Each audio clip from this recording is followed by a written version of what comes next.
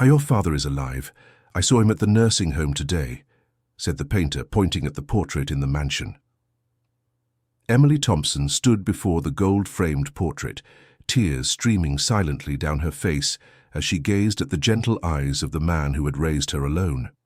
5 years had passed since Jack Thompson had vanished without a trace, abandoning his daughter and the thriving construction company he had built with his own hands on the outskirts of Cleveland. That's when she heard the sound of someone approaching up the marble steps of the main staircase. She turned, expecting to find the housekeeper, but instead encountered a man around 40 years old, wearing blue overalls, stained with paint, and a weathered black cap.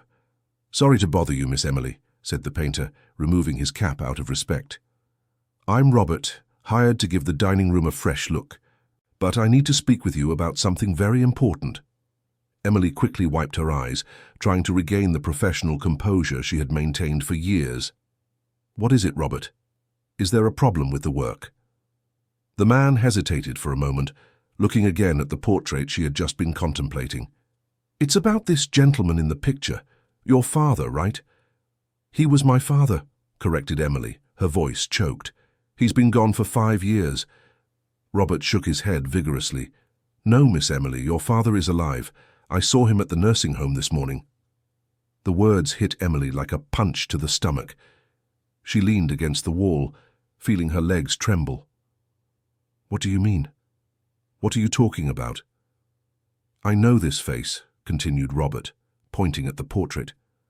"I spoke with him this morning. He was confused, a bit lost, but it was him. He kept repeating the name Emily, Emily, Emily. Said he had a very special daughter." Emily felt the world spinning around her. For 5 years she had visited the cemetery every week, bringing flowers to a grave she now discovered was empty. For 5 years she had cried every night over the loss of the only man who had truly loved her. "That's not possible," she murmured, more to herself than to Robert. "My brother Mark said Dad had a nervous breakdown and went abroad. We never heard from him again." "Miss Emily, I know it sounds crazy, but I've been working as a painter for over 20 years. I've painted many houses, met many people, and I'm absolutely certain that the man I spoke with this morning is the same person in this portrait." Robert pulled his cell phone from his pocket, an old and scratched device. "Look, I even took a picture of him without him noticing. I got a strange feeling when I saw that he looked important, well-dressed before, you know? Different from the other residents at the nursing home." Emily's hands trembled as she took the phone. On the small, blurry screen, she immediately recognized the eyes that had comforted her throughout her childhood. Jack Thompson was thinner, his hair completely white, but it was unquestionably her father. "My God," she sighed, sinking into the leather armchair beside the desk. "Where exactly did you see him?" "At St. Francis Nursing Home, right on the edge of town. I was doing some work in their kitchen when I saw him sitting alone in the garden. He seemed to be waiting for someone." Emily knew the place. It was a municipal institution that served people in vulnerable social situations. She never imagined that her father, a respected and successful businessman, could be in such a place. "Why were you there?" "My Aunt Susan has been working there in cleaning for 10 years. She got me the job painting some rooms. It was she who told me the old man had been there for about 5 years, always very quiet, but lately he's been calling for a daughter." Emily stood up abruptly, grabbing her car keys. "Can you take me there now?" "Of course, Miss Emily. But are you sure?" "Maybe it's better to prepare yourself first. He wasn't doing very well when I saw him. Robert, for 5 years I believed my father was lost or—" She couldn't finish the sentence. "I need to see him now." The drive to St. Francis Nursing Home was made in tense silence. Emily drove her Cadillac through the outskirts of Cleveland, an area she knew well from the time she accompanied her father to construction sites. Robert, in the passenger seat, watched the familiar landscape while trying to imagine what that revelation would mean for both their lives. "Miss Emily," said Robert when they stopped at a red light, "may I ask a question?" "Of course. Did you never try to look for your father? I mean, hire a detective or something?" Emily took a deep breath. "My brother Mark always said it would be useless, that Dad had made it clear he didn't want any more contact with the family. He said he was going through a very deep personal crisis and that it was best to respect his decision. And you believed that? At the time, yes. Dad had really been acting very strange in the last few months before he disappeared. He spent hours locked in his office, talked to himself, slept little. Mark said the doctors recommended he completely distance himself from everything that stressed him out.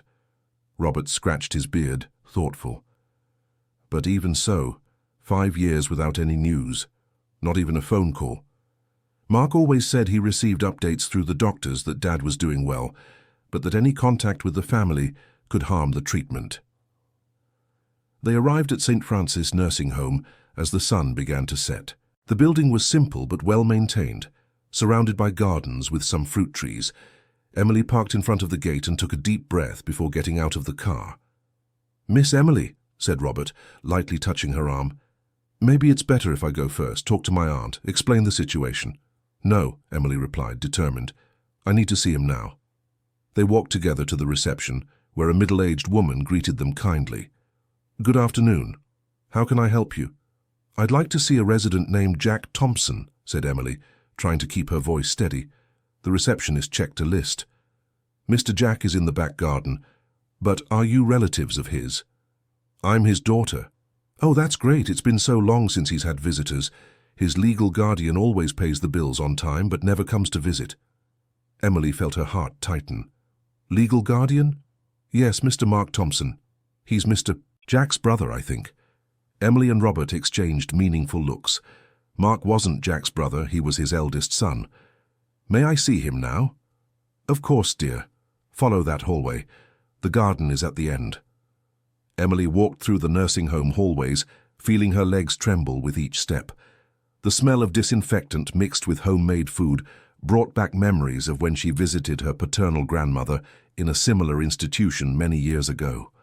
Jack always said he would never let her go through that alone when she grew old. When they reached the garden, Emily saw a man sitting alone on a wooden bench, watching a small duck pond.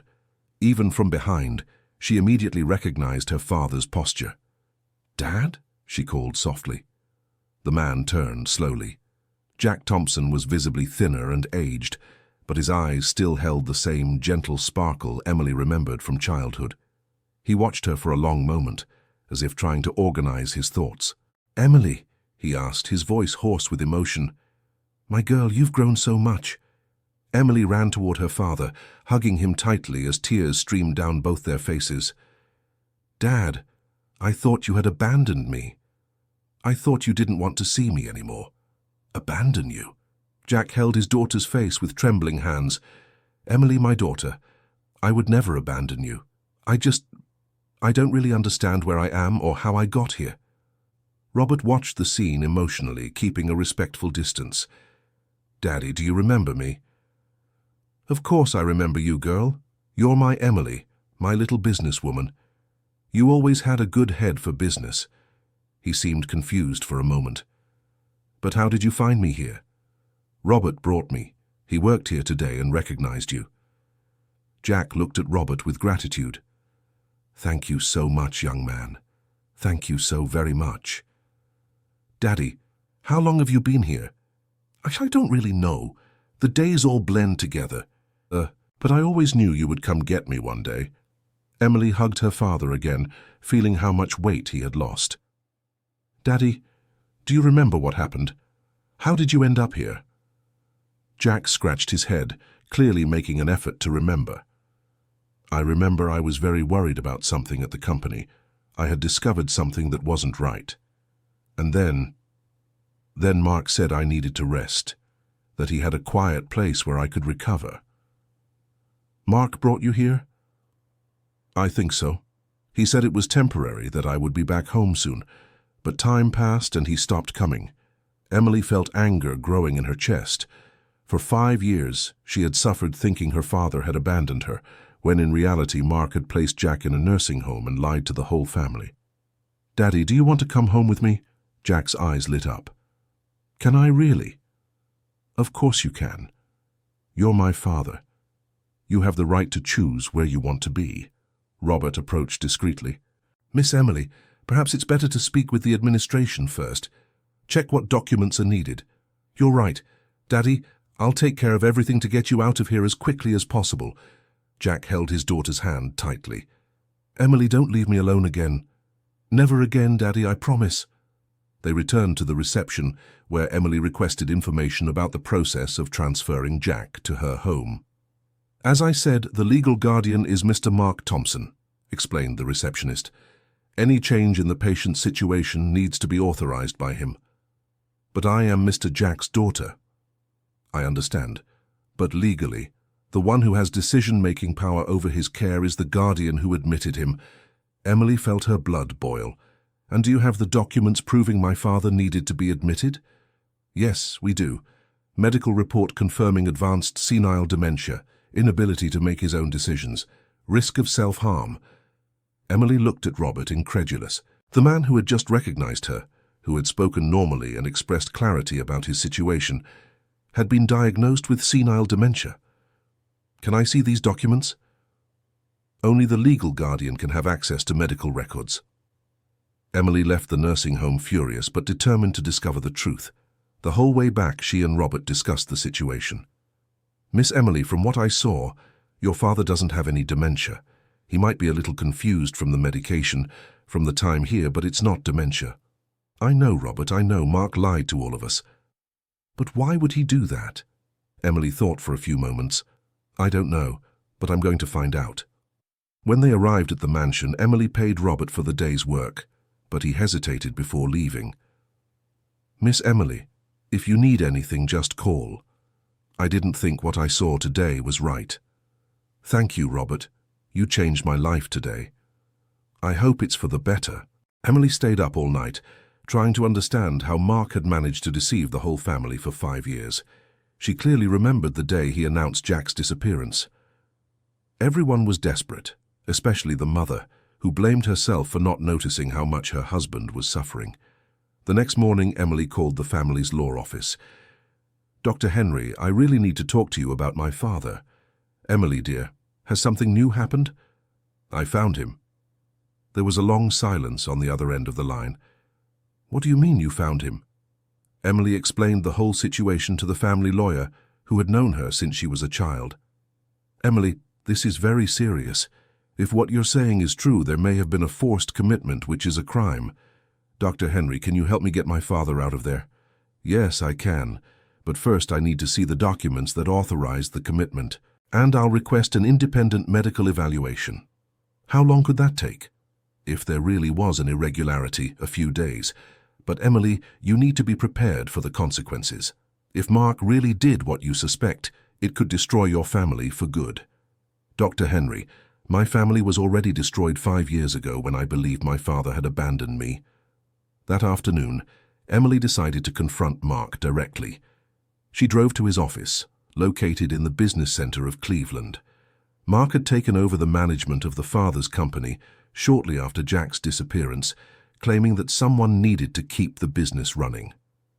Emily, Mark greeted her with a forced smile. What a surprise to see you here. Has something happened? Mark, I found our father. The smile immediately vanished from Mark's face. He closed the office door and asked his secretary not to disturb them. What are you talking about, Emily? I found Dad at St. Francis Nursing Home. He's been there for 5 years. Mark sat down heavily in his leather armchair. Emily, you don't understand the situation. Then explain it to me. Explain to me why you lied to the whole family. Explain to me why you let our father rot in a nursing home while I cried every night thinking he had abandoned me. Mark ran his hands through his hair, visibly nervous. Listen, Emily.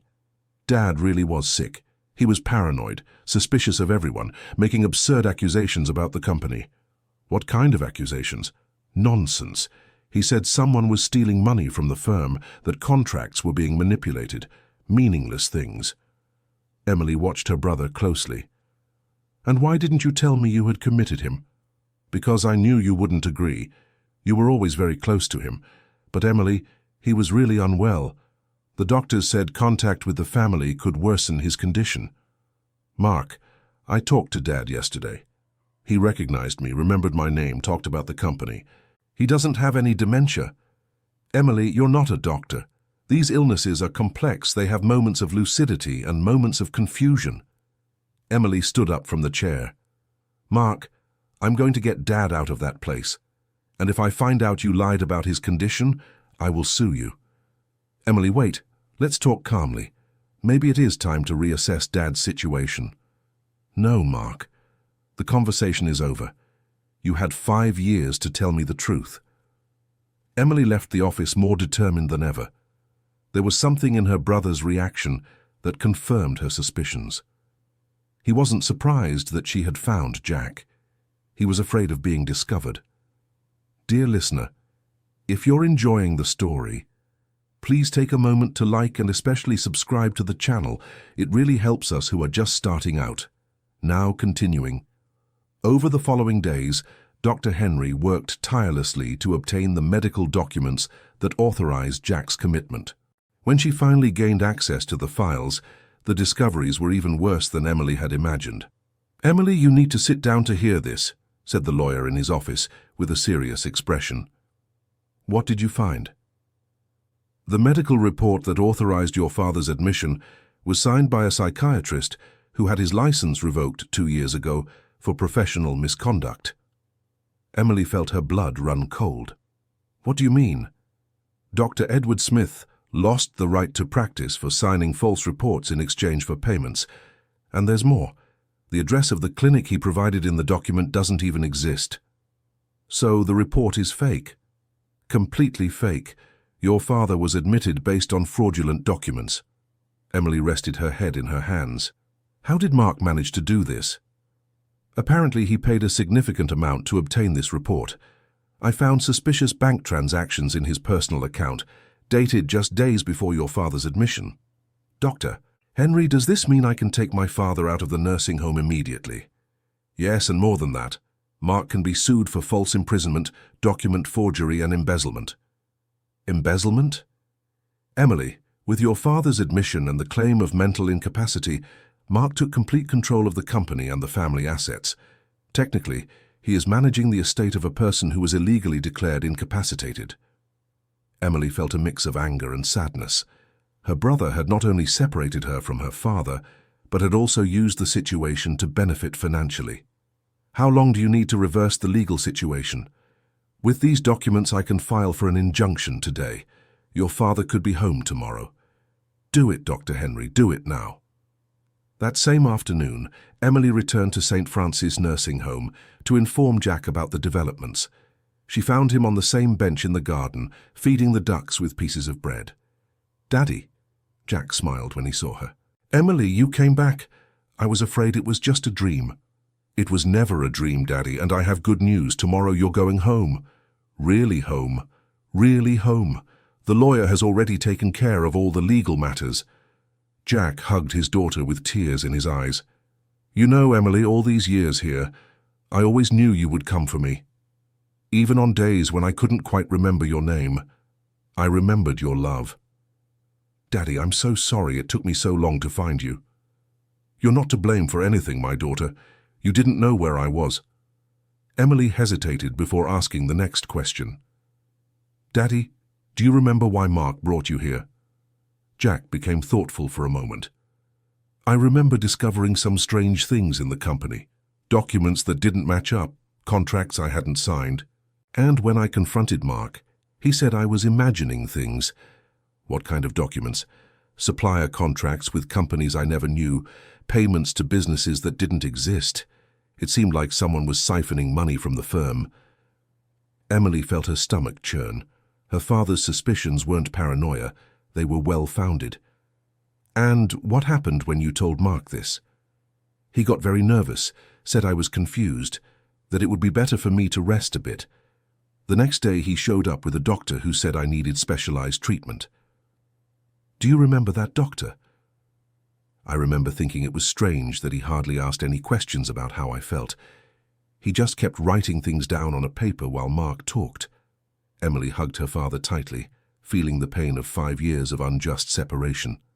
Daddy, when you get out of here, we're going to find out exactly what happened at the company, and we're going to set everything right. Emily, did you take over the business? Not formally. Mark took over as administrator after your disappearance. And how is the company doing? Emily hesitated. She didn't want to worry her father on their first day back together, but she also didn't want to lie. To be honest, Dad, I don't really know. Mark never let me participate in important decisions. He said it was better for me to just handle the commercial side. Jack watched his daughter closely. Emily, you need to be strong for what's to come. If Mark really did what I suspect, the situation might be more complicated than we think. What do you mean? If he's been embezzling money from the company for so long, he may have compromised the business's financial stability. And now, with my return, he'll try everything not to lose control. Emily held her father's hand. We'll face this together, Dad, like we always have. That's what I want, my daughter. That's what I've always wanted. The next day, Emily arrived early at the nursing home with a suitcase of new clothes for Jack. Dr. Henry had obtained the court order, and legally Jack was free to leave. Dad, are you ready to go home? More than ready, Emily. Jack said goodbye to the nursing home staff who had cared for him during those years. Despite all the circumstances, he had formed emotional bonds with some people there. Thank you for taking care of me, he said to Susan, Robert's aunt who worked in cleaning, and please thank your nephew for changing my life. I'm happy to see you going home, Susan replied with tears in her eyes. You were always very kind here. On the way to the mansion, Jack watched the city through the car window. A lot has changed, huh, Emily? Yes, Dad. 5 years is a long time. And our house? Is it still the same? Emily smiled. Exactly the same. I never changed anything in your room or the office. When they arrived at the mansion, Jack was moved to see that Emily had kept everything preserved. His room was impeccable, his clothes still in the closet, his books organized exactly as he liked. Emily, you really believed I would return? Deep in my heart, yes. Jack went to the office where he found his things as if he had left only yesterday. He opened the desk drawers, checking if important documents were still there. Emily, the company files that were here are gone. Mark said he needed to take everything to his office to organize the temporary administration. I see. Emily, can you show me the balance sheets from the last 5 years? Yes, Dad. But are you sure you want to worry about that right now? Yes, my daughter. I need to understand what happened to our company.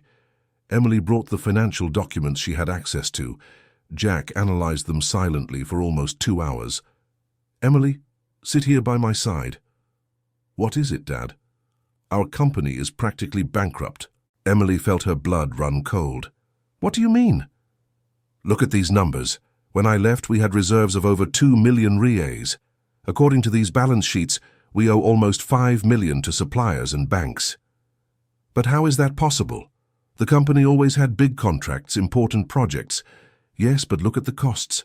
Operating expenses tripled, and there are payments to companies I never hired. Emily analyzed the papers next to her father. This company here, Daybreak Construction LLC, received over 800,000 reais last year. Do you know it? I've never heard of it. And look at this address. It's the same as Mark's apartment. Emily felt nauseous. Dad, does this mean Mark created shell companies to embezzle money from our company? That's exactly what it means. And since I was legally incapacitated, he had authorization to make any financial moves. Emily rested her head in her hands. Dad, what now? How are we going to get that money back? First, we need to gather all the evidence. Then we'll take legal action. But Emily, you need to be prepared. This means suing your own brother. Dad, Mark stopped being my brother the day he had you falsely committed to a nursing home. Jack hugged his daughter. I'm proud of the strong woman you've become, Emily. I learned from the best, Dad. That night, while Jack rested in his room after 5 years away from home, Emily called Robert. Robert, can I ask a favor? Of course, Miss Emily, what do you need? You know the city well, you know a lot of people. I need you to help me find out some things about Mark. What kind of things? I want to know what kind of life he's been living. If he has new cars, apartments, if he goes to expensive places. Anything that might show how he got so much money. I can help with that. In fact, I can tell you one thing already. My brother-in-law works at an imported car dealership. About 2 years ago, he mentioned that a guy with the last name Thompson bought a brand new Cadillac paying in cash. Emily felt her blood boil. Are you sure it was Mark? I can check with my brother-in-law, but from what he described, it seemed like him. Robert, can you get more details about this purchase? I can try, and I'll ask my contacts if anyone knows anything else. Thank you so much, Robert. You're being crucial for our family. Ms. Emily, ever since I saw your father in that nursing home, I knew I had to help. It's not right for a good person like him to go through that. During the following days, Jack dedicated himself to recovering his physical and mental shape. Years of inactivity and unnecessary medication had affected his vigor, but gradually he regained his energy. Emily hired a physical therapist to help with her father's rehabilitation, and also a psychologist specialized in family trauma. How do you feel about what happened, Mr. Jack? Asked the psychologist during the first session. Doctor, I feel betrayed, not for the time I lost, but for the pain they caused my daughter. Emily suffered for 5 years thinking I had abandoned her. And regarding Mark? It's hard to talk about it. He's my son. I raised him, loved him, trusted him. But what he did, I can't understand how a son could do that to his own father. Emily, who was participating in the session, held her father's hand. Dad, you're not to blame for anything. Mark chose this path. Emily, I wonder if I failed as a father. If I didn't give him something he needed, that led him to make these decisions. The psychologist intervened. Mr. Jack, it's natural to think that, but adults are responsible for their own choices. You were the victim of a crime, not the author. Jack took a deep breath. Doctor, my biggest concern now is protecting Emily from more suffering. She's already been through too much. Dad, I'm fine, I'm strong. You taught me to be strong. I know, my daughter, but what lies ahead will be difficult for our whole family.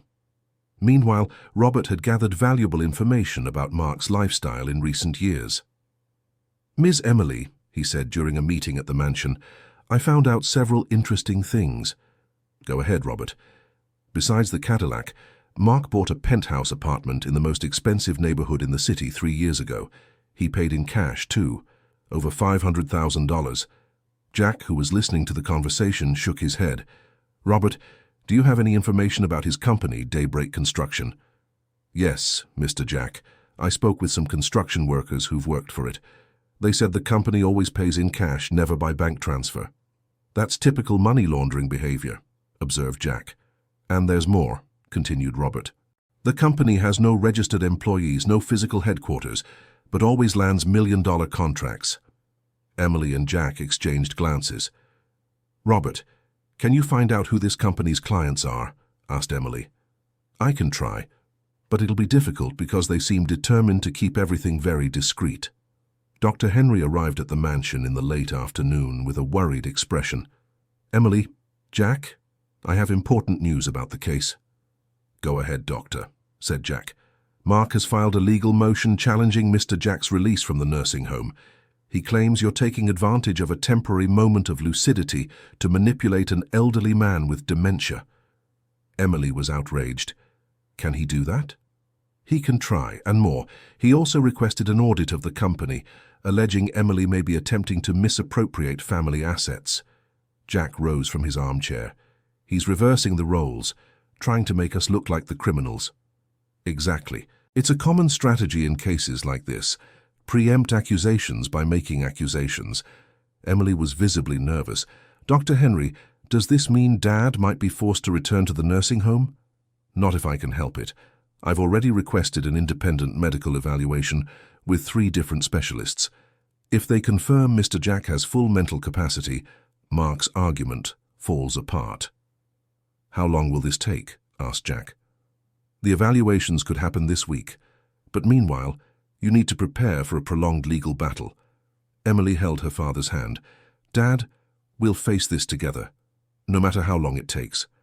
Emily, I don't want you suffering more because of our family's mistakes. Dad, the only person who made mistakes was Mark, and we're going to prove that.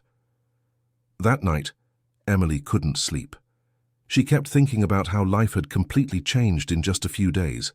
A week ago, she was a lonely businesswoman crying before her father's portrait.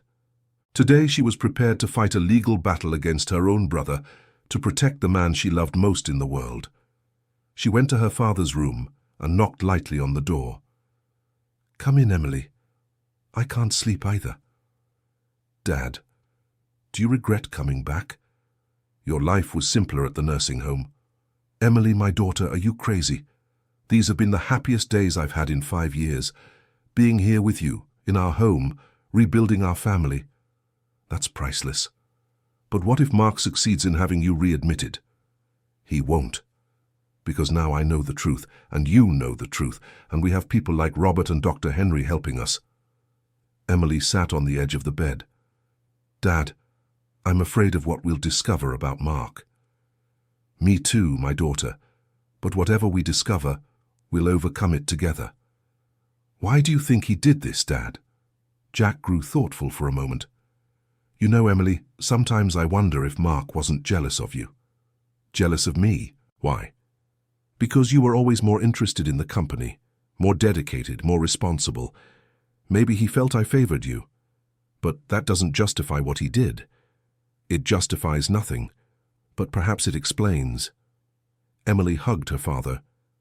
"Dad, regardless of Mark's mistakes, I want you to know these 5 years without you were the worst of my life. Mine too, my daughter. Mine too." The next morning, Emily went to the company for the first time since her father's return. She wanted to personally check the business situation and gather more evidence about the irregularities. When she arrived at the office, she found several employees visibly concerned. "Mrs. Emily," said Anthony, the company's most senior accountant, "I'm so glad you came. We need to talk urgently." "What happened, Anthony?" "It's about the supplier payments. Mark said the company is going through temporary financial difficulties, but the numbers don't match the contracts we have." Emily took Anthony to a private room. "Explain it to me better. Mrs. Emily, with the construction projects we have, the company should be making a lot of money, but Mark said we need to cut salaries because there's no money to pay. Do you have access to the accounting books?" "I have some, but Mark took the main ones to his office. He said it was to better organize the administration." Emily felt she was on the right track. "Anthony, can you show me everything you have here?" "Of course, Mrs. Emily." For 3 hours, Emily and Anthony analyzed all the available documents. The picture that emerged was even worse than Jack had imagined. "Mrs. Emily, look at this," said Anthony, pointing to a spreadsheet. "This city project we finished last month. The contract was for 1,200,000 reais. Yes, I remember that project. But look how much was declared as received, only 400,000. Emily was shocked. Where did the other 800,000 go? From what I could trace, they were paid to Daybreak Construction as specialized services provision. Emily sat down heavily in the chair. "Anthony, does this mean Mark is stealing money from every contract the company executes?" "It seems so, Mrs. Emily, and it's been like this for at least 3 years. Why didn't you ever say anything before?" Anthony hesitated. "To be honest, I tried. A few times I questioned these transactions with Mark. But he always said they were tax strategies I didn't understand, and that if I kept asking questions, he would have to fire me." Emily understood the employee's position. Anthony had a family to support and couldn't risk his job. "Anthony, can you help me document all these irregularities?" "Yes, I can, Mrs. Emily. And you should know that all the long-time employees are happy to hear that your Jack is back." "What do you mean?" "Mrs. Emily, your father was always a fair boss. He paid well, treated everyone with respect. After Mark took over, the atmosphere here changed a lot." "In what way?" "Mark is arrogant, treats employees poorly, cuts benefits. Many good people resigned over these years." Emily felt sad to learn that the company her father had built with so much care had become an unpleasant place to work. "Anthony, when my father is better, we're going to change all this." "I hope so, Mrs. Emily. I hope so." Emily spent the rest of the day gathering evidence and talking to other employees. They all confirmed the same pattern. Mark had completely changed the company culture, treated people badly, and made questionable financial transactions. When she returned home, She found Jack in the garden, working the soil in a flower bed. "Dad, what are you doing?" "I'm planting some seedlings that Robert brought." "You know, Emily, during all those years at the nursing home, one of the things I missed most was taking care of plants." Emily was moved seeing her father regaining his small pleasures in life. "Dad, I went to the company today." "And how was it?" Emily told him everything she had discovered. Jack listened in silence, shaking his head sadly. "Emily, the situation is worse than we thought." "Much worse, Dad. Anthony showed me evidence that Mark embezzled more than 5 million reais in the last 3 years. 5 million? Jack leaned on his gardening shovel. "Emily, this may have irreversibly compromised our company." "What do you mean?" "If Mark embezzled that money and on top of that created fake debts, our company might be technically bankrupt." Emily felt a tightness in her chest. "But we can recover that money by suing Mark, can't we?" "We can try. But Emily, have you thought about where he could have invested those 5 million? If he spent it all or transferred it to overseas accounts, it might be impossible to recover." Emily sat down on a garden bench. "Daddy, does this mean we've lost everything?" Jack put down the shovel and sat next to his daughter. "Emily, material possessions we can recover. What matters is that we're together again, and as long as we're together, we can rebuild anything." "But what about the employees and the people who depend on the company?" "We'll find a solution, my daughter. We always do." Dear listener, if you're enjoying the story, please take a moment to like and especially subscribe to the channel. It really helps us who are just starting out. Now continuing. That same night, Dr. Henry called with urgent news. "Emily, Jack, you need to come to my office now. Something serious has happened." "What is it, Dr. Henry?" asked Emily. "Mark has filed for a guardianship petition against Mr. Jack. He's claiming that he poses a danger to himself and others." "That's ridiculous," exclaimed Jack. "I know, but he presented a new medical report alleging that the lucidity you've shown in recent days is artificial, the result of stimulant medications." Emily was furious. "Can he do that?" "He can try." And he obtained a court order requiring Mr. Jack to undergo a psychiatric evaluation in 3 days. And if the doctors confirm that Dad is well, then Mark's petition falls apart. But if there's any doubt about Mr. Jack's mental capacity, he could be institutionalized again. Jack stood up from his chair. "Doctor, I am willing to undergo as many exams as necessary. I have nothing to fear." "Mr. Jack, the problem is that these exams can be subjective, and Mark has the financial resources to hire the best lawyers." Emily held her father's hand. "Dr. Henry, what can we do to protect ourselves?" "First, we'll meticulously document every day of Mr. Jack's since he left the nursing home. Gather witnesses, record videos of him demonstrating lucidity, collect evidence that he's making conscious decisions." "And then?" "Then we'll counterattack. With the evidence you've gathered about the financial misconduct, we can accuse Mark of the real crimes he committed." Jack watched Emily intently. "My daughter, are you ready for this? It's going to be a legal war." "Daddy, I'm ready for anything necessary to protect you." "Then let's get to work." During the next 3 days, Emily and Dr. Henry worked tirelessly to prepare Jack's defense. They recorded videos of the elderly man explaining complex details about the company, demonstrating perfect memory of past facts and logical reasoning about solutions to current problems. Robert was crucial in this process, bringing more information about the luxurious life Mark was leading. "Ms. Emily," said Robert, "I found out that Mark bought a 200,000 real yacht last year. And there's more. He frequents a super exclusive golf club where the monthly fee costs more than my annual salary. Is there a way to prove these purchases?" "Yes, there is. My cousin works at the marina where he keeps the yacht, and I got pictures of him at the golf club." Jack analyzed the pictures with sadness. "Emily, that's not the son I raised. The Mark I knew was simple, humble, responsible.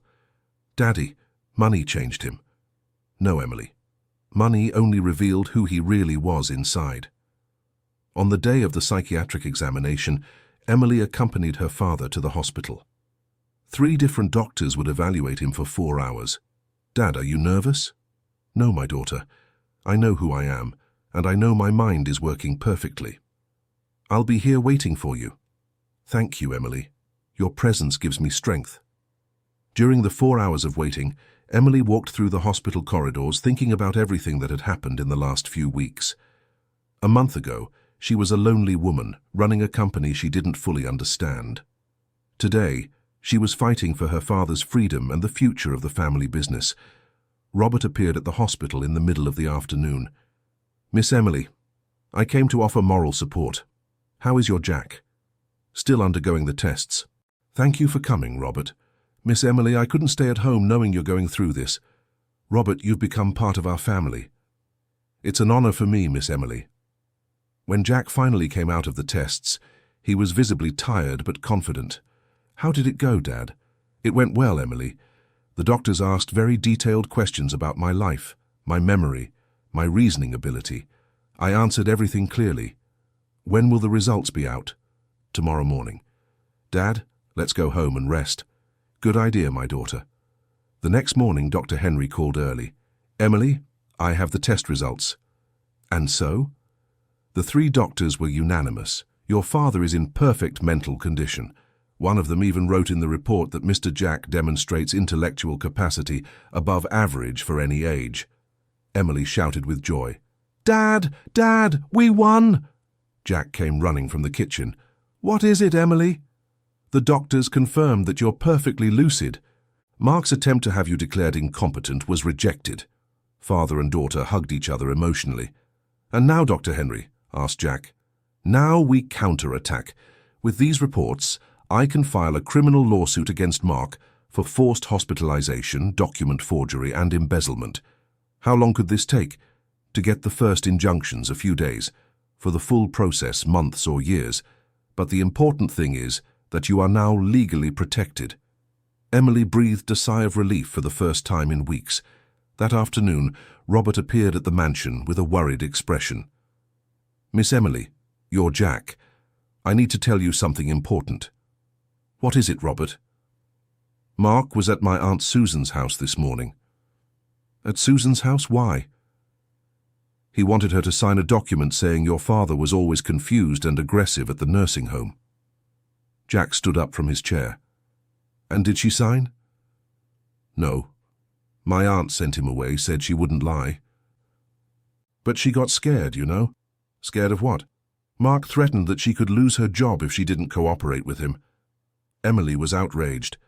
"He's trying to intimidate witnesses." "Yes, Miss Emily. And I think he'll try to do this with other people too." Jack ran his hand through his hair, thoughtful. "Emily, Mark is getting desperate. Desperate people can do unpredictable things." "What do you mean, Dad?" "I mean we need to be alert. He might try something more drastic to harm us." As if it were a premonition, Emily's phone rang at that moment. "Emily?" It was the voice of Anthony, the company's accountant. "Hi, Anthony. What is it?" "Emily, Mark showed up here today and fired 5 employees. He said the company is going bankrupt because of your father's irresponsible adventures." "Can he do that?" "Legally, he still can. He remains the official administrator until the court decides otherwise." Emily looked at her father, who was listening to the conversation. "Anthony, which employees did he fire?" "The 5 oldest ones, including me." Emily felt her blood boil. "Anthony, he fired you." "Yes, Emily. And he said that any employee who talks to you or your father about the company will also be fired." "Anthony, that's moral harassment and abuse of power." "I know, Emily, but most of the staff have families.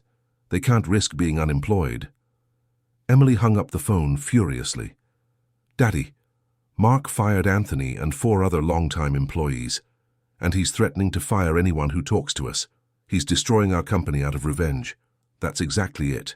And if this continues, when we manage to regain control, there'll be nothing left." Robert, who was listening to the conversation, spoke up. "Miss Emily, Mr. Jack, may I suggest something?" "Of course, Robert." "Why don't you start talking to the company's clients? If they know the truth about what's happening, they might prefer to keep working with you instead of Mark." Jack smiled. "Robert, you're right. Our reputation has always been our greatest asset. And many clients have known me since I was a child," added Emily. "They trust me." "Then let's start making contact," said Jack, "before Mark destroys our reputation too." During the following days, Emily and Jack visited all the company's major clients. The reception was warm and moving. "Jack," exclaimed Dr. Stephen, one of the company's biggest clients, "what a joy to see you. Mark said you were very ill."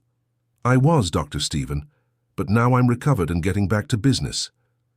"That's good, because to be honest, the quality of services has dropped a lot in recent years." Emily intervened in the conversation. "In what way, Dr. Stephen?" "Emily, you were always very attentive, very detail-oriented, but after Mark took over, it seems like you only care about money. The estimates have gotten much more expensive, and when problems arise, it's hard to get them resolved." Jack and Emily exchanged glances. It was exactly what they suspected. "Dr. Stephen," said Jack, "if you knew I was going to take back the management of the company, would you continue working with us?" "Without a doubt, Jack. You've always been very serious and honest." This conversation repeated with practically all the clients. The conclusion was clear. The company's reputation was being harmed by Mark's management, and everyone preferred to work directly with Jack and Emily. "Daddy," said Emily when they returned home, "our clients still trust us." "That's very good news, my daughter. It means we can rebuild the company even if Mark has destroyed the financial part." "How?" "We'll create a new company. With our knowledge and our reputation, we can start from scratch." Emily became thoughtful. "But Daddy, does that mean abandoning the company you built for so many years?" "Emily, a company is made of people, not papers. If we can keep our loyal employees and our clients, we can rebuild anywhere. What about the company's assets, the equipment, the vehicles? If we can prove that Mark committed crimes, we can recover everything through the courts, and if we can't, we'll buy everything again." Emily admired her father's determination. "Daddy, are you sure you want to start over at 70? "Emily, I spent 5 years lost in a nursing home. I won't waste a single day of the years I have left." "Then let's work together, Daddy. That's what I want most in life, my daughter." The next day, Emily and Jack went to the notary to register a new company, Thompson and Daughter Construction LLC. They invested Emily's personal savings as startup capital and registered Jack as the majority partner and Emily as the managing partner. "Done," said Emily as they left the notary. "Now we're officially partners." "What a good feeling, huh, Emily, starting over with you?" "It's the best feeling in the world, Daddy." Robert, who had followed the whole process, was emotional. "Mr. Jack, Mrs. Emily, can I ask you something?" "Of course, Robert. When you start hiring employees, remember me. I would love to work for an honest company like yours." Jack put his hand on Robert's shoulder. "Robert, you're already hired. You'll be our first employee." "Really? Absolutely. You were crucial in bringing our family back together. Now you'll be crucial in rebuilding our company." Robert hugged Jack with tears in his eyes. "Thank you so much, Mr. Jack. You won't regret this." "I know I won't, Robert." During the following weeks, the new company began taking shape. Emily and Jack rented a small commercial office and started contacting their former clients. The response was extremely positive. "Jack," said Dr. Stephen during a meeting, "I have 3 stalled construction projects waiting for a trustworthy company. Can you take them on?" "Yes, we can, Dr. Stephen. What's the deadline?" 6 months for all 3 projects." "Done." When they left the meeting, Emily was euphoric. "Dad, 3 contracts in the first month. Our new company is already taking off." "It's the power of reputation, Emily. That's what Mark never understood." Meanwhile, Mark was facing growing difficulties in the original company. Without the experienced employees he had fired, and without the client's trust, he was losing important contracts. Anthony, who had been laid off, accepted the invitation to work at Emily and Jack's new company. "Mrs. Emily," said Anthony, "can I tell you what's happening at the old company?" "Of course, Anthony." "Mark is desperate. He lost 4 big contracts last week. Clients are saying they'll only work with you or your father." "And how is he reacting?" "Badly. He's yelling at everyone, making threats, saying he'll sue the clients for breach of contract." Jack shook his head. "Anthony, this just shows that our decision to start a new company was the right one." "Absolutely, Mr. Jack. And I can say more. Several employees who are still there want to leave. They're waiting for an opportunity to come work with you." Emily smiled. Then we'll grow faster than we imagined. The following month, Thompson and Daughter Construction already had 15 employees, all coming from the original company. Robert had become a construction supervisor and showed a natural talent for leading teams. "Robert," said Jack, "you have a knack for management. Have you ever thought about taking a technical course?" "I've always wanted to, Mr. Jack, but I never had the opportunity." "The company can pay for the course for you. Investing in education is always worth it." Robert was moved. "Mr. Jack, how can I ever thank you for all this?" "By doing good work and being honest, that's all." Meanwhile, Dr. Henry was working on the criminal case against Mark. The evidence of embezzlement was irrefutable, and the case was being treated as a priority by the courts. "Emily," the lawyer said during a meeting, "I have good news. The judge authorized the freezing of Mark's assets until the final judgment." "What does that mean?" "It means he can't sell the Cadillac, the apartment, the yacht, or any other assets he bought with the embezzled money." "And our original company? Has it been frozen too?" "Yes. Mark can no longer make financial transactions or sell equipment." Jack smiled. "So he's cornered." "Pretty much. And there's more. 3 former employees have offered to testify about the irregularities they witnessed." Emily felt relieved. "Dr. Henry, when should the trial be?" "In 6 months at most, and given the evidence we have, it's very unlikely that Mark will escape conviction." "And if he's convicted, what happens to the money he stole?" "He will have to repay everything, with interest and monetary adjustment, and the assets he purchased will be sold to cover the debt." Jack observed Emily attentively. "Emily, how do you feel knowing that your brother will face justice?" Emily sighed. "Dad, I feel sad for the Mark I knew when I was a child, but I don't feel sorry for the man he has become. That's a very mature response, my daughter." "I learned from you, Dad. You always said that our actions have consequences." 3 months later, Thompson and Daughter Construction LLC was established as one of the leading construction companies in the region.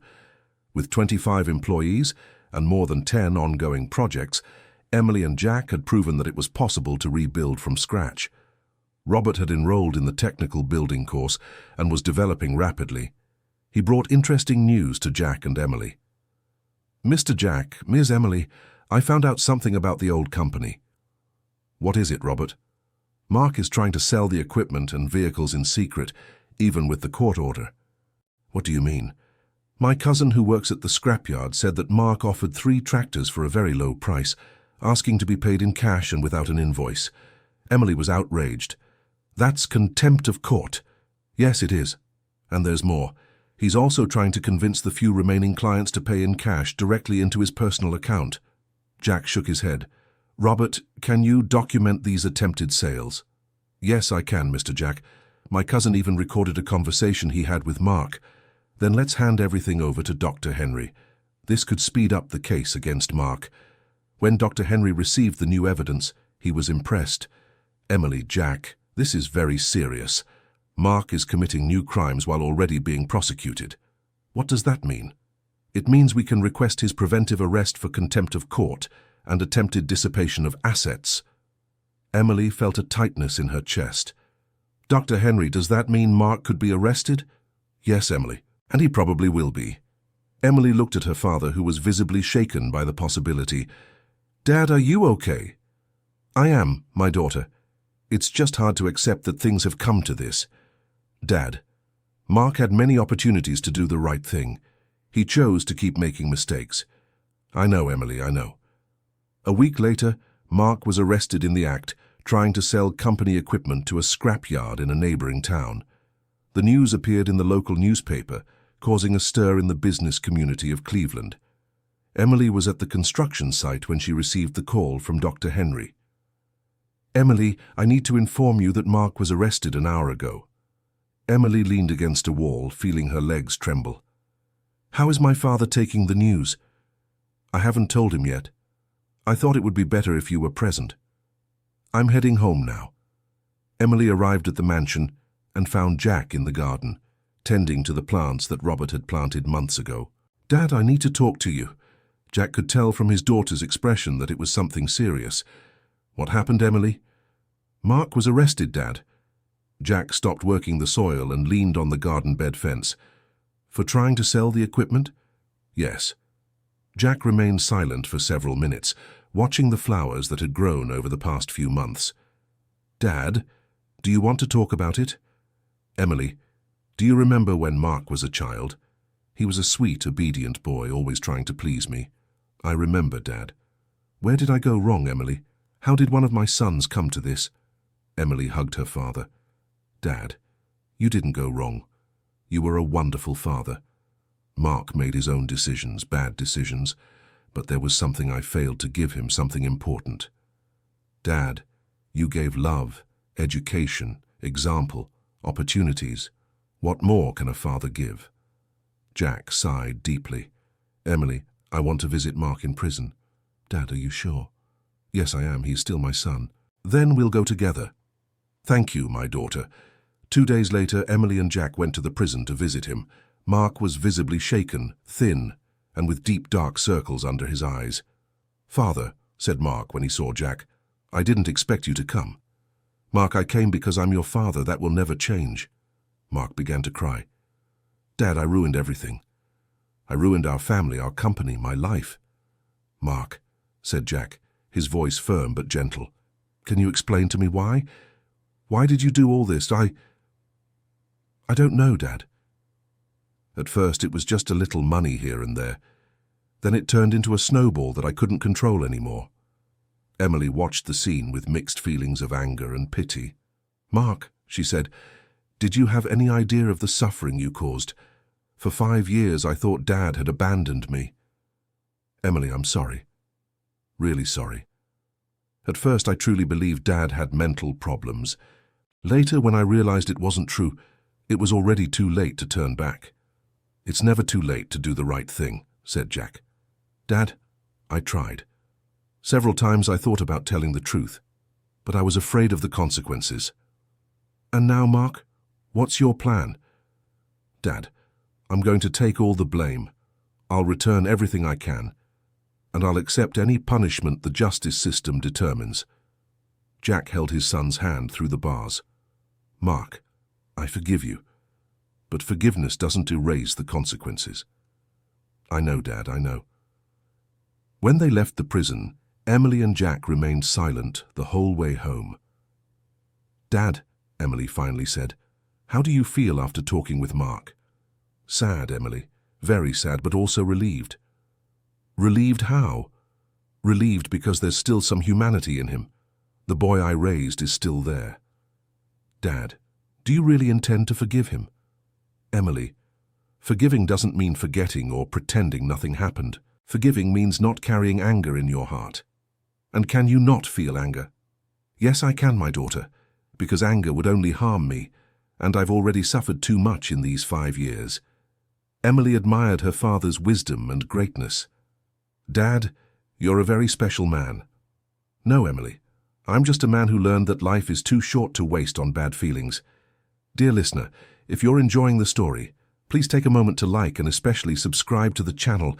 It helps us a lot as we're just starting out, now continuing. In the following months, Mark was tried and sentenced to 3 years in prison, in addition to having to fully repay the embezzled money. All the assets he had bought were sold at a judicial auction, and the proceeds were used to pay off the original company's debts.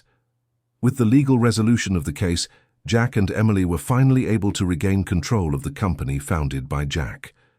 They decided to keep both companies running, the original one, which was financially stabilized, and the new one, which was already established in the market.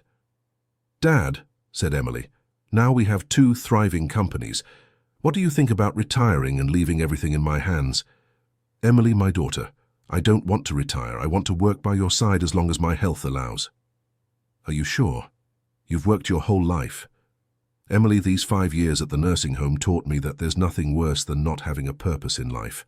Working with you is my greatest purpose. Then let's work together, Dad, for as long as you want. Robert, who had finished the technical course with the best grades in his class, was promoted to construction manager. At the graduation ceremony, Jack made sure to be present. Mr. Jack, said Robert after receiving his diploma. None of this would be possible without the opportunity you gave me. Robert, you earned this with your own effort. I just opened a door that completely changed my life. And you changed ours too, Robert. You brought our family back. 1 year after Mark's arrest, Emily organized a party at the mansion to celebrate the recovery of the company and the family. All the employees, client friends, and of course Robert with his family were present. During the party, Jack gave an emotional speech.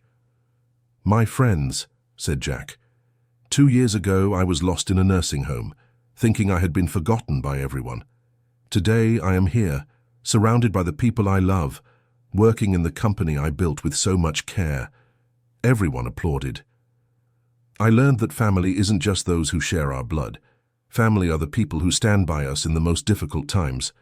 Robert, you became a son to me. Dr. Henry, you became a brother. And all of you, employees and clients, you became part of our big family." Emily was emotional watching her father give the speech. "And I want to make a special announcement," Jack continued. "Starting next month, Emily will officially be the president of both companies. She has shown all the competence and wisdom needed to lead our businesses." Emily was surprised. "Dad, we didn't talk about this." "Emily, we did talk. During all these months working together, you showed that you're ready to take full leadership. And what will you do?" "I'll be your special advisor. I'll help when you need it, but the main decisions will be yours." Emily hugged her father amid the applause of everyone present. "Dad, I promise to honor the trust you're placing in me. I know you will, my daughter. I know you will." 6 months later, the Thompson companies were among the most respected in Cleveland. Emily had implemented several innovations, including a scholarship program for employees' children and a profit-sharing system that benefited the whole team. Robert had been promoted again, now as construction director. He brought special news to Jack and Emily. "Mr. Jack, Mrs. Emily, I wanted to share something important." "What is it, Robert?" "My wife is pregnant. We're having our first child." Jack was emotional. "Robert, what wonderful news. And we've already decided on the name. If it's a boy, he'll be named Jack." Jack's eyes filled with tears. "Robert, you don't have to do that." "Yes, I do, Mr. Jack. You changed my life. It's only fair that my son carries your name." Emily was also emotional. "Robert, what a beautiful tribute. Mrs. Emily, if it's a girl, she'll be named Emily Jacqueline." "Now you're going to make me cry," said Emily, hugging Robert. 2 years after the whole family ordeal, Emily was in her office analyzing the quarterly results when she received an unexpected call. "Emily, this is the prison warden. Mark asked to speak with you." Emily hesitated for a moment. "Can he speak on the phone?" "Yes, it's an authorized call. He said he has something important to say." "You can transfer it." Mark's voice was different, more mature, less arrogant. "Emily, thank you for accepting my call."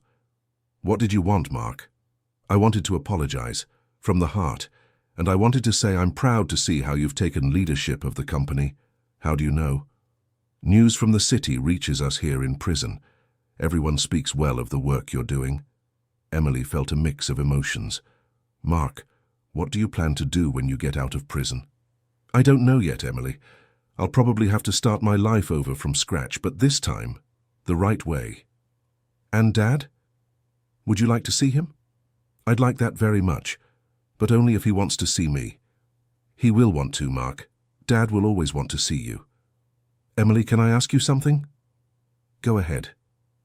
"If one day I manage to prove that I've really changed, would you give me a second chance?" Emily remained silent for a few seconds. "Mark, second chances are earned, not asked for." "I understand. Thank you for talking with me, Emily." "Goodbye, Mark." When Emily told Jack about the call, he became thoughtful. "What do you think, Dad?" "I think Mark is facing the consequences of his own actions, and that's good for him." "Good?" "Yes, Emily. Sometimes we need to hit rock bottom to be able to climb back up." "And if he really changes?" "If he really changes, there will always be a place for him in our family. But he'll have to prove it with actions, not words." Emily agreed. "Dad, you really are a wise man." "No, Emily. I'm just a man who had too much time to think about what really matters in life." 3 years after the whole saga began, The Thompson family had not only recovered, but had grown and become stronger. The companies were thriving, relationships were healthy, and there was hope even for Mark, who was approaching the end of his sentence. Emily, now 42, had become one of the most respected businesswomen in Cleveland. Jack, at 73, maintained his vitality and clarity as a special consultant to the companies. Robert and his wife had had the boy, who was indeed named Jack Robert. The baby became the darling of the entire extended company family. "Mr. Jack," said Robert one day, watching the patriarch playing with the baby, "thank you for allowing me to give your name to my son." "Robert, thank you for carrying on our family name. This boy will grow up knowing your story. He'll know what kind of honest and hard-working man he should become." Jack smiled, rocking the baby. "Robert, I hope he's better than me, that he learns from our mistakes and successes." Emily watched the scene, moved. In 3 years, they had gone from a shattered family to a prosperous and united extended family. "Dad," said Emily, "do you regret anything that happened?" Jack thought for a moment before answering. "Emily, I regret the suffering you went through, but I don't regret having lived through all of it." "Why?" "Because it made us stronger, more united, more grateful for the blessings we have." "And have you completely forgiven Mark?" "Completely, Emily. Not for him, but for me. Forgiveness freed me from the anger that was consuming me." "Dad, do you think our family will ever be complete again?" "Our family is already complete, my daughter, because family isn't just those born with us. Family is those who choose to stay by our side." Emily looked around the room, seeing Robert playing with his son, seeing the employees who had become friends, seeing Dr. Henry, who had become an honorary uncle. "You're right, Dad. Our family is bigger and stronger than ever." "Exactly, Emily. Exactly." That night, as Emily prepared for bed, she looked at the portrait of Jack that still held a place of honor in the living room. But now, the man in the photo was no longer a painful memory. He was the living and present patriarch of a prosperous and united family. She thought of Robert, the humble painter who changed everyone's destiny with his courage to speak the truth. She thought of Dr. Henry, who fought tirelessly for justice. She thought of all the loyal employees who chose to stand by the family even in difficult times. And she thought of Jack, the father she had lost and found again, the man who taught her that family is about love, loyalty, and second chances. Emily smiled before turning off the light. Tomorrow would be another day of work alongside his father, building a prosperous future for the entire extended family they had created. 6 months later, Mark was released from prison. Jack and Emily went to pick him up, in a gesture of compassion that surprised everyone. "Dad, Emily," said Mark, visibly moved, "you didn't have to come." "Mark," said Jack, "you are our son and brother. Of course we had to come." Mark cried, hugging his father and sister. "I don't deserve this kindness." "Everyone deserves a second chance, Mark," said Emily, "but you'll have to build that chance day by day." "I understand, and I'm willing to do that." Jack observed his son carefully. "Mark, what do you plan to do now?" "Dad, I want to work. Any honest job. I want to rebuild my life from scratch." "And what about the family businesses?" "Dad, I lost that right. You built something wonderful without me. I have nothing to complain about." Emily was surprised by her brother's genuine humility. "Mark, if you've really changed, maybe one day we can talk about a small stake in the businesses, but that will depend entirely on your behavior from now on." "Emily, I don't expect anything. I just hope for the chance to prove I'm a better person." Robert, who was present at the time of Mark's release from prison, approached the group. "Mark," said Robert, "I know we don't really know each other, but if you need a job opportunity, I can arrange something for you at one of the construction sites."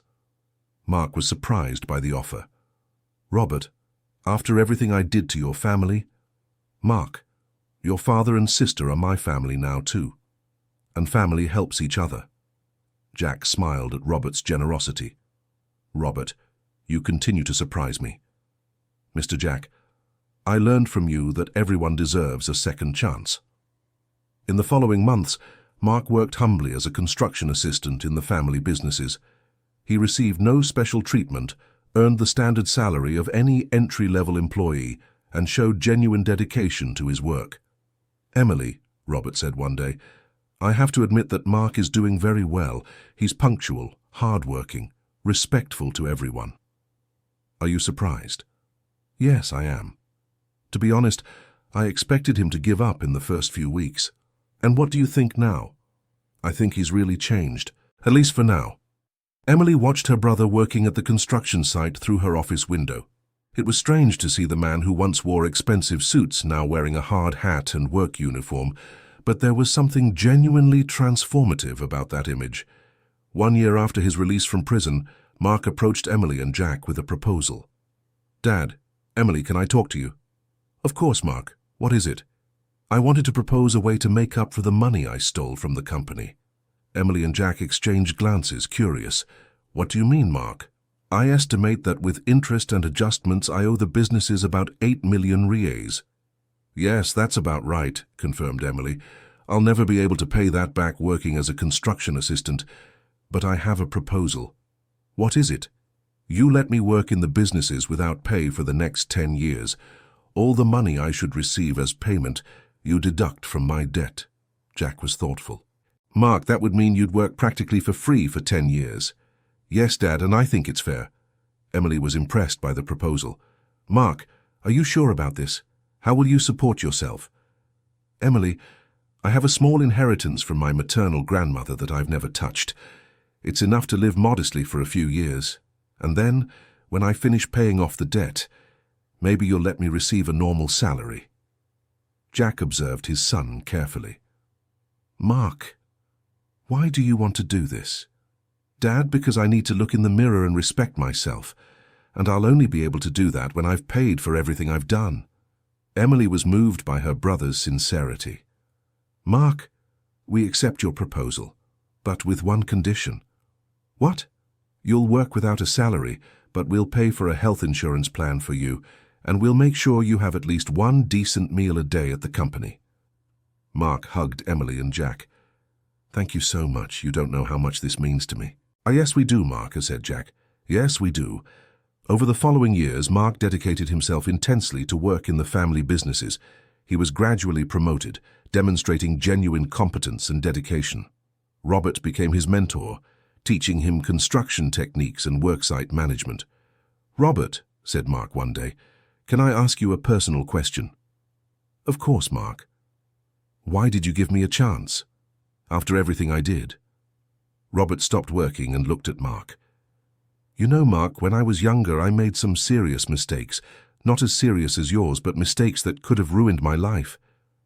"And what happened?" "Your father gave me an opportunity. Not the first time we met, but after he got to know me better. He saw something in me that I didn't even see in myself." "And you want to do the same thing with me?"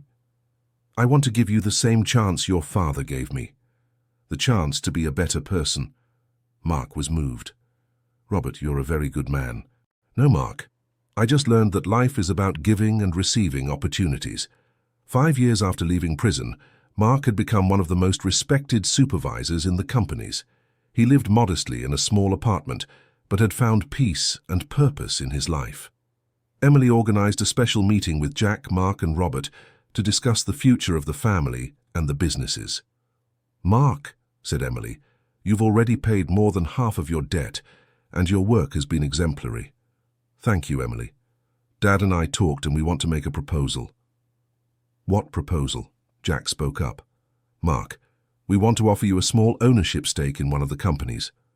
Mark was shocked. "What do you mean?" "A 5% stake," explained Emily. "No voting rights in major decisions, but with the right to share in the profits." "But I still owe money." "Mark," said Jack, "you've shown that you've changed. You've shown it through actions, not words, and family is family." Mark cried, moved. "Dad, Emily, I didn't expect this. I don't deserve this." "Mark," said Emily, "you worked 5 years without a salary to pay off a debt. That shows character." Robert, who was participating in the meeting as a family advisor, spoke up. "Mark, I fully support this decision. You've proven you've changed." "Robert, thank you for believing in me." You're welcome, Mark. Now we're all a team. Jack looked at his two children and Robert and smiled with satisfaction. You know, he said, when I was in that nursing home, I never imagined our family could become so united and prosperous.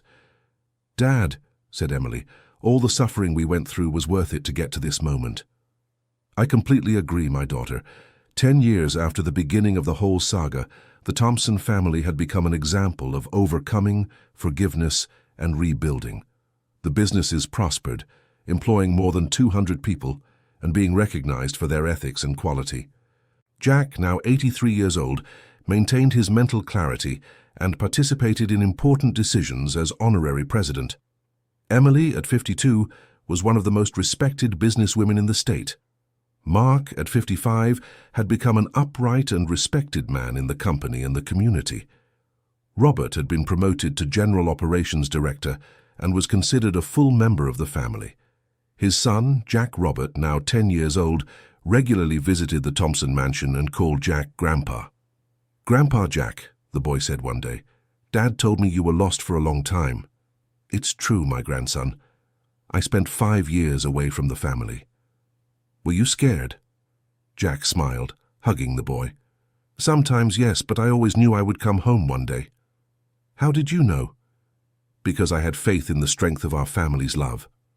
The boy thought for a moment. Grandpa, when I grow up, I want to work in the family businesses too.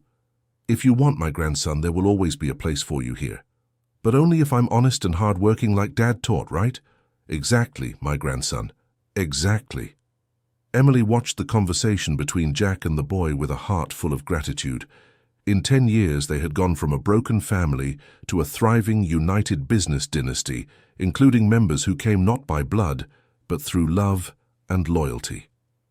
That evening, as the family gathered for dinner at the mansion, Jack, Emily, Mark, Robert with his wife and son, and Dr. Henry, who had become practically a family member, Jack made a special toast.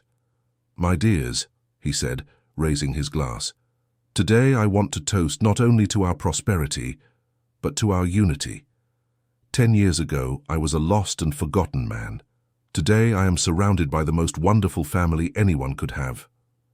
Everyone raised their glasses. Robert, Jack continued, you were the angel who brought our family back. I will never forget your courage to speak the truth. Dr. Henry, you were our legal and moral anchor during the toughest times. Mark, you proved that every human being can change and redeem themselves. I am proud of the man you have become. And Emily, my beloved daughter, you were my strength and my inspiration. You turned our company into an empire and our family into an example. Jack paused, emotional. But most importantly, you taught me that family isn't just those born with us. Family are the people who choose to stand by us in the hardest times and celebrate with us in the joyful ones. Everyone toasted, moved. To the future of the Thompson family, said Emily. To the future of the Thompson family, everyone repeated in unison. That night, Jack went to his room with a peaceful heart. He looked out the window at the mansion's gardens, where Robert had planted the first saplings when he returned from the nursing home. Now, 10 years later, those saplings had become lush trees that provided shade and beauty to the entire property. It was a perfect metaphor for what had happened to his family. From small seeds of hope and forgiveness, they had cultivated a strong and prosperous family tree with deep roots and branches that extended to shelter all who sought love, honest work, and second chances. Jack smiled before falling asleep, knowing his life had been fulfilled. He had lost 5 years in a nursing home, but he had gained an extended family that was richer and more united than anything he had imagined possible. And it all started with a humble painter who had the courage to point to a portrait and say, "Your father is alive. I saw him at the nursing home today." End of story. Now tell us what you thought of this moving story of family overcoming. Do you think Jack made the right decision in forgiving Mark? Do you believe people can really change as happened in this story? Leave your honest opinion in the comments. We love reading and responding to each of you. Don't forget to leave your like to support our channel and subscribe so you don't miss other touching stories like this one. Until next time.